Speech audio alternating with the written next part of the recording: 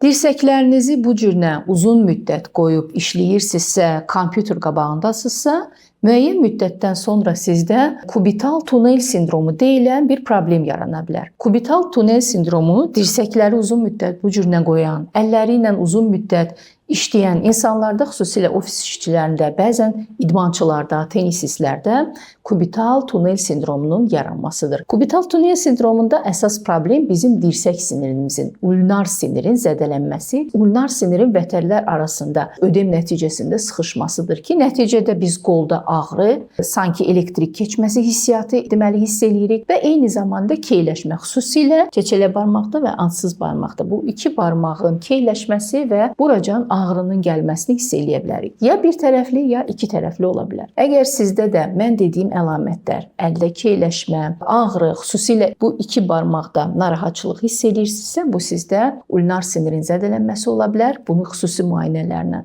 biz yoxlayırıq, sinirin sıxışmasını təyin eləyirik və sadəcə bir iynə ilə və fizioterapiya ilə sizi bu problemdən azad edə bilərik.